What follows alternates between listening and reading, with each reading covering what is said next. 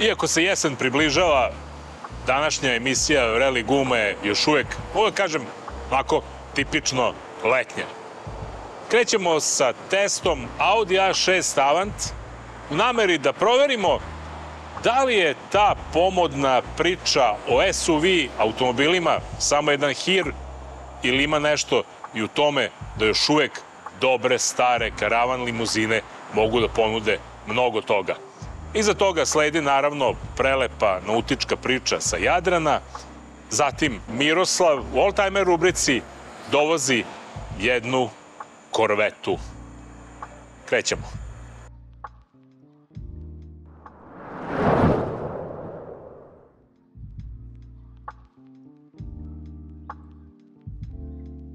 Što bi rekli slatki moji, taman kad smo pomislili elektrifikacija je pobedila, SUV modeli, odnosno SUV klasa, nema konkurenciju i da je svetla budućnost automobilske industrije isključivo u električnim SUV modelima, kao po pravilu u životu sledi jedno baš dobro iznenađenje.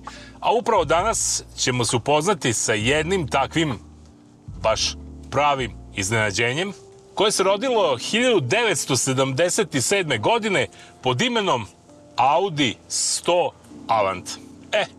U današnjem svetu Audi 100 više ne postoji, ali na njegovo mesto je došao Audi A6. A danas je na dnevnom redu C9, najnovija generacija A6 Avanta, dakle karavan verzije sa turbo dizel pogonom koji ima laganu električnu asistenciju, naravno sa quattro pogonom i još mnogo iznenađenja koje dolaze u ovom, mogu da kažem, tradicionalnom, konvencionalnom automobilu. Ono što odmah možete zapaziti, a to je da je ona osnovna linija dizajna Audija A6 Avanta zapravo nepromenjena, pa možemo kažemo već decenijama. Ona se samo usavršava, razlog je vrlo jasan, nešto što je imalo uspeha na tržištu, treba samo poboljšati, udahnuti mu novu veru, novi duh i krenuti u proces regeneracije ne samo modela, nego i čitave klase. Kad malo bolje razmislimo šta to nama SUV modeli nude više, komfornije, dinamičnije, bolje nego što može ponudi jedan karavan. Da li je to prtljažnik? Ne sigurno.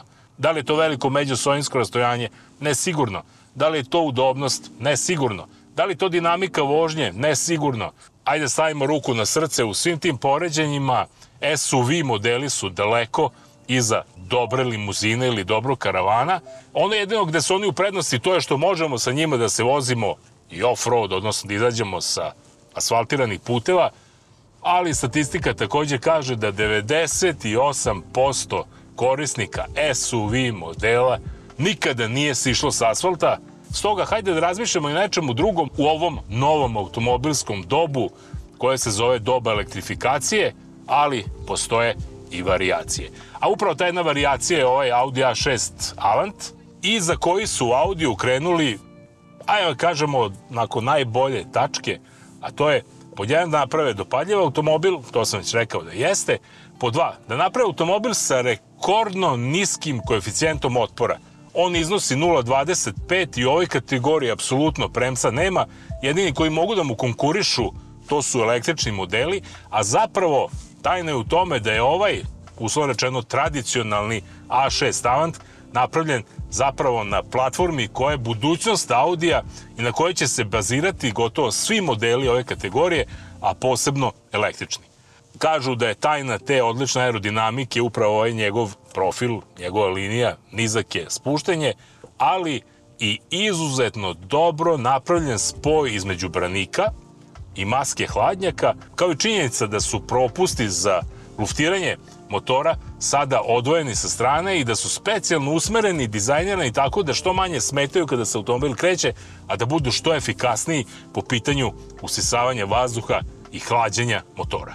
Ono što smo već navikli kod Audi A6 ove kategorije, da li je to Avant ili Allroad, da je postavljen nisko, evo da dodamo još jednu možda manu u odnosu na SUV, položaj sedenja, on je nešto niži, dakle treba se pomalo potruditi da se uđe u njega, nije to kao ono samo pomeriš tražnicu pa sedneš, malo se spušta dole, malo čovjek i oseti kada tu seda koliko zapravo nema ili ima mišića i koliko zapravo ima više masnih naslaga na stomaku, jer jednostavno svako spuštanje na ovako nisko sedište nas podsjeća da bi mogli malo porazgovarati sa sobom i probušiti kašiku ili bar malo više vežbati. Tako da i to nije loše.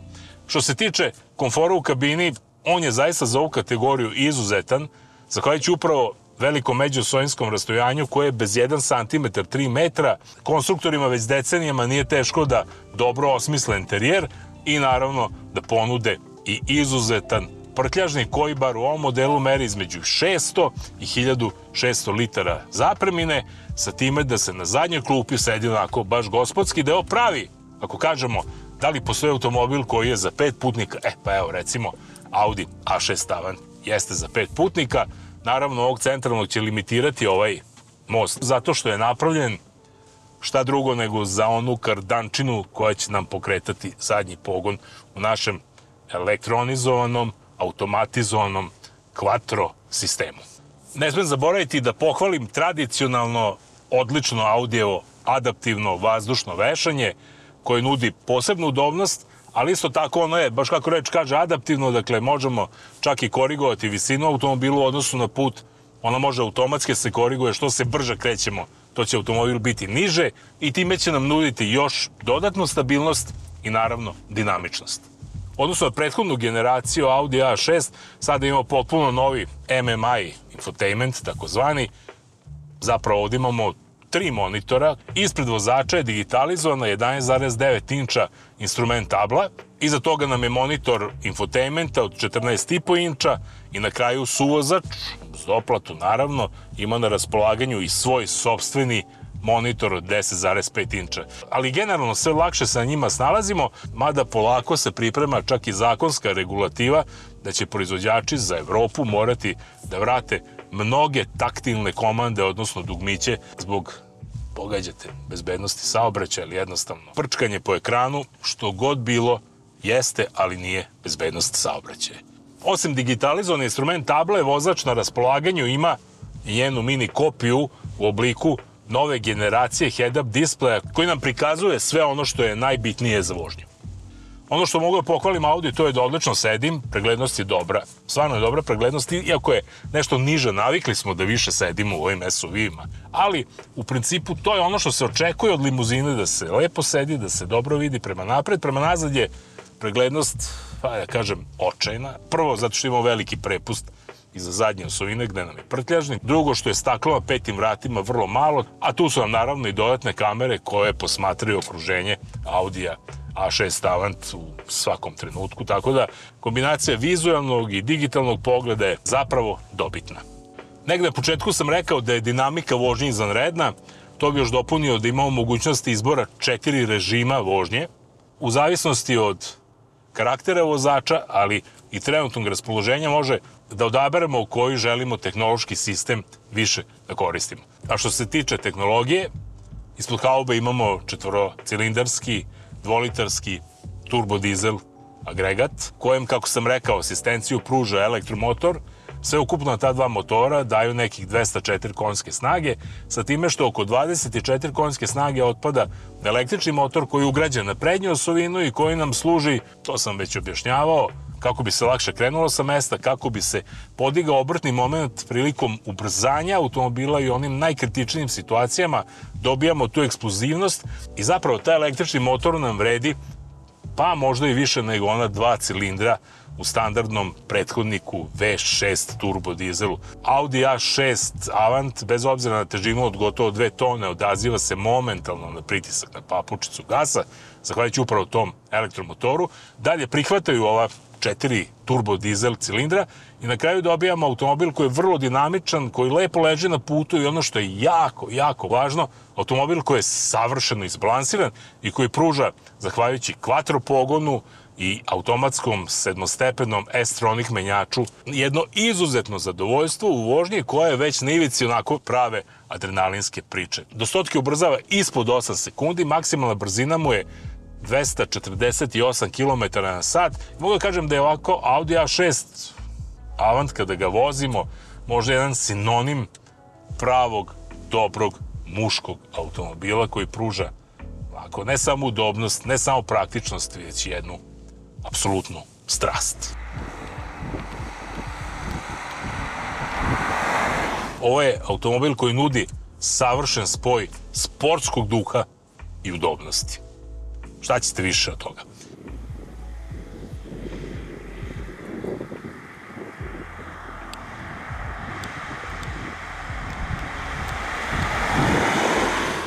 Sad, taj sportski duh u većini automobila znači veliku potrošnju goriva. Audi je uspeo da uradi ono što je gotovo nemoguće, da dobijemo sjajnu dinamiku, da dobijemo taj sportski duh, da se dobro osjećamo, da adrenalin struji i da ne trošimo previše goriva.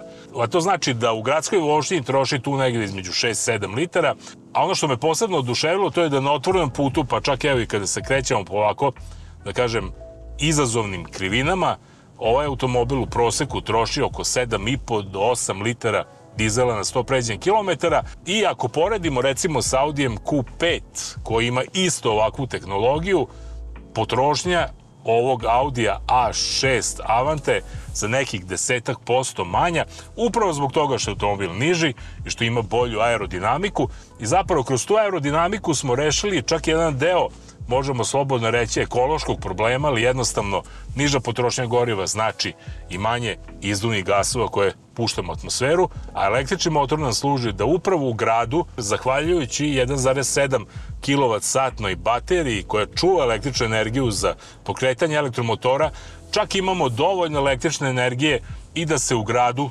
sporadično, s vremena na vreme, 100% krećemo na električnu energiju, dok ta električna energija u gradskom kretanju služi da apsolutno olakša potrošnju, odnosno angažman četvorocilindarskog turbodizel agregata.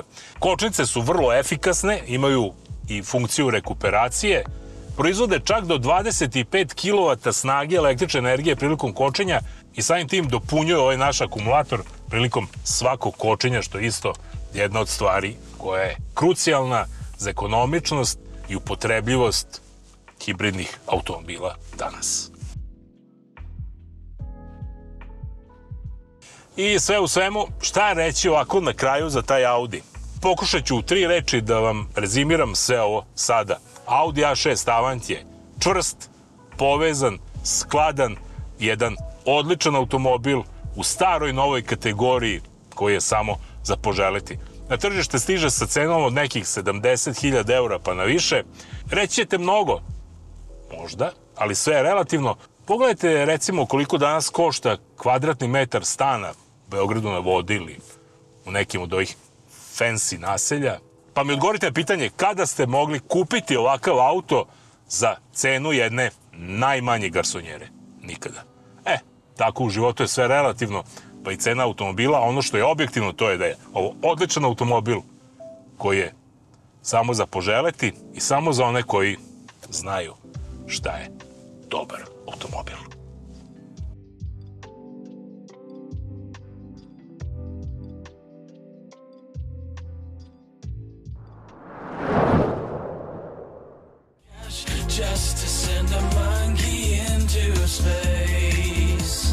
Mnogi brodograditelji koji su već tradicionalno okrenuti čarter ponudi dodaju gas. Jedan među njima je i slovenački Elan koji nastavlja promociju redizajniranog modela Impression 45.1.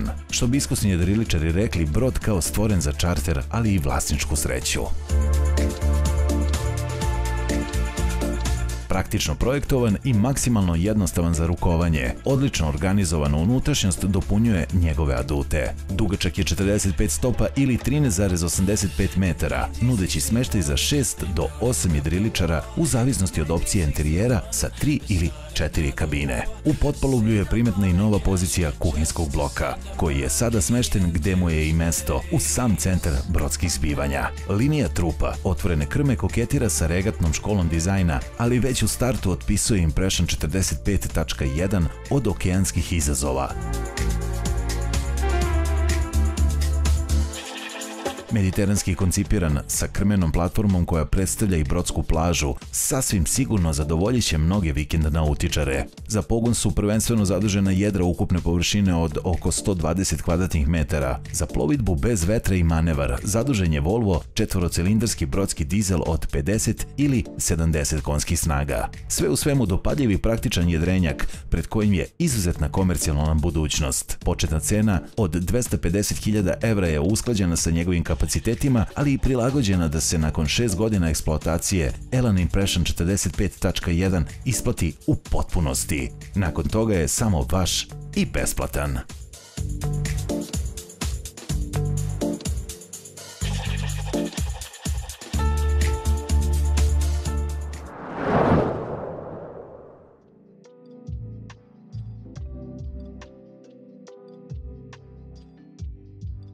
Šta ovi ljudi rade? Ko normalan parkira Rolls-Royce u bazen? Kada vam se nešto očigledno čini nelogičnim, kao i obično, reč je o tome da nemate baš sve informacije. U Rolls-Royce ovih dana obeležavaju praktično 100 godina povezanosti britanskog proizvođača automobila sa ikonama iz sveta muzike. Od Marlene Dietrich preko Elvisa, Beatlesa pa do Pharrella Williamsa. To je ovaj lik što peva Happy. Jedna od brojnih legendi koja prati svet rock'n'rolla je ta da je vrhunac proslave 21. rođendana Keitha Moona bio taj kada je bubnjar grupe Who bućnuo svog Rollsa u bazen hotela Holiday Inn u mestu Flintu, Michigan. Moon, ovde viđen u društvu kolege Ringa Starra, je kasnije pričao da je automobil zapravo bio Lincoln Continental kome se pokvarila ručna kočnica pa je sleteo u bazen. Kako god bilo, legenda o Rollsu u bazenu je suviše atraktivna da bi bila demantovana. Prema tome, kompanija Rolls-Royce je odlučila da 58 godina kasnije oživi ovu neverovatnu priču. Uz profi mehanizaciju, Rolls-Royce Phantom je nežno spušten u bazen Tinside Lido u Plymouthu u Engleskoj. Lokacija nije odabrana slučajno jer su 1967. u okolini Beatlesi snimili svoj musical Magical Mystery Tour. A odgovor na pitanje zašto dobri ljudi iz Rolls-Royce-a kvase preskup automobil glasi: može im se. Reč je o amortizovanom prototipu koji je i onako bio predviđen za reciklažu.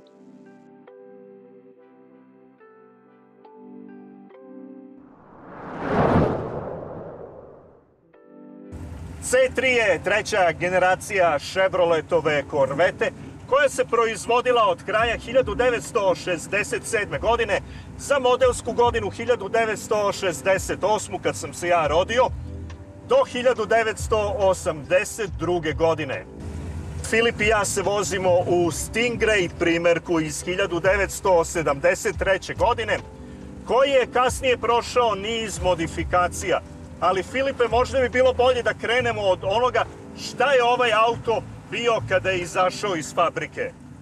Pa to je, znači, small block, mali blok takozvani od 5,7 litara, manuelni menjač, V8 motor sa pojačanom verzijom L82, kao što se pomenuo, koja ima fabrički nekih 255 konjskih snaga. Pri tome obrtni moment je bio 386 masivnih newton-metara, što se i dobro čuje, a ubrzanje od 0 do 60 milja do stotke niko nije merio, je kontroverzno. Ima dve zvanične brojke koje su... Tako, 6,7 ili 7,2 sekunde u fabričkoj varijanti. Tačnije, zavisi kome verujete.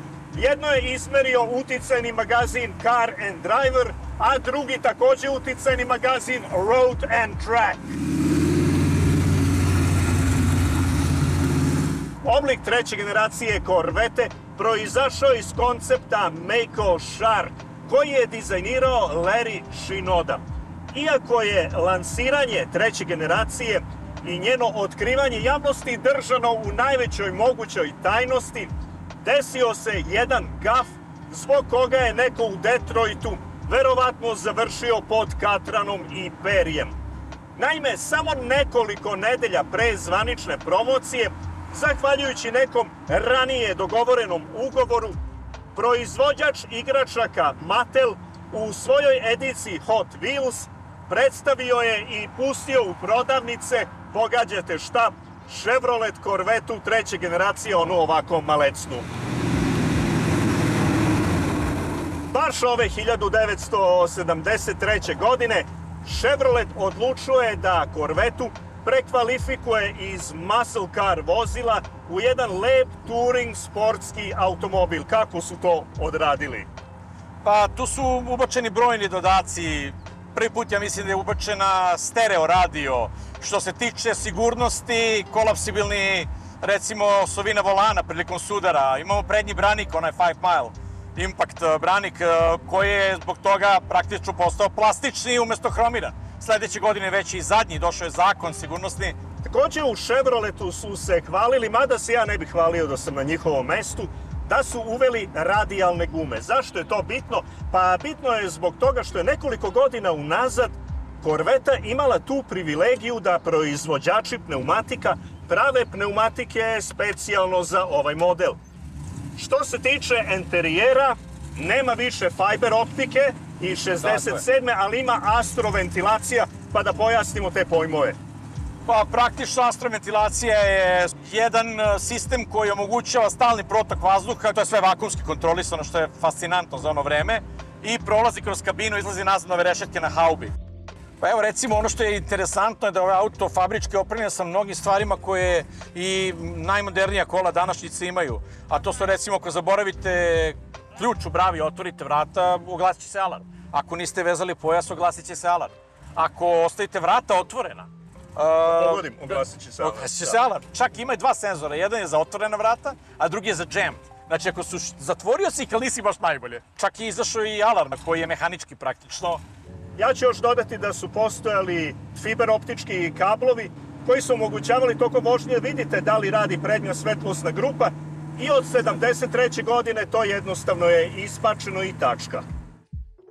Chevrolet Corvetta C3 se itekako vezuje za nasine astronaute. Uz malu finansijsku podršku i blagoslov GM-a, svaki nasin astronaut mogao je da lizinguje bilo kog Chevroleta, uglavnom su uzimali Corvette, za $1. Ovaj automobil prošao je kako restauraciju, tako i jedan pa žešći custom zahvat kada je reč o motoru. Motor je original, znači ovo je number matching car, kako Amerikanci vole kažu, gde je znači originalan motor vezan za originalni broj šasije, i to je jedino što je ostalo od motora, praktično blok motora. Sve ostalo je urađeno i dosta je dobar tuning je urađen. Ja nisam merio koja je to konjska snaga u pitanju, ali auto jako dobro ide, mnogo bolje od fabričkog. Blok je razbušen blago, tako da sad ima tačno 5,8 litara. Apsolutno ceo set kvačila, korpa lamela, druklager, olakšani zamajac, zatim kardan, diferencijal. Celokupan prenos je urađen tako da podnese novu snagu motora, uključujući i menjač petostepeni Tremec Silver Sport, koji je u principu rađen za hot rodove. Jako mu pomaže peta brzina i pri vožnji, i pri ekonomičnosti i svemu.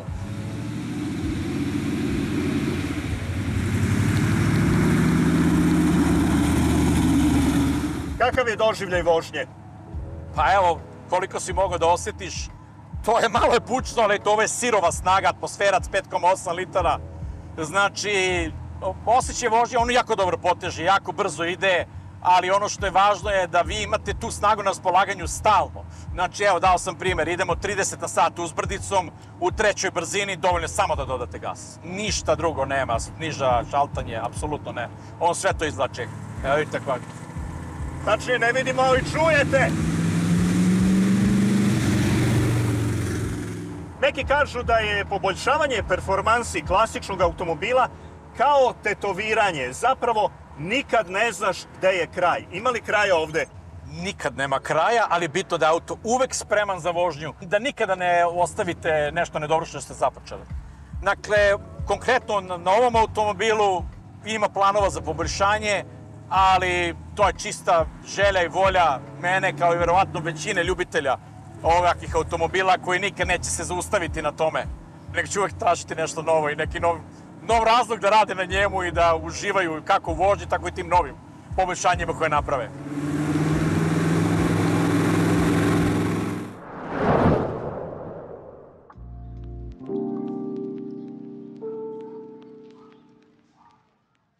Šta reći, to je bilo sve za danas. Mi sad idemo na jednu ledenu kafu, a vi češće pravite pauze dok vozite. Vozite odmorni, mislite na sebe i na druge u saobraćaju. Vidimo se za 7 dana. Živjeli. A za tebe, Lidija, ledena kafa. Odlično što vraćaš svoje dugove. Samo kad moram.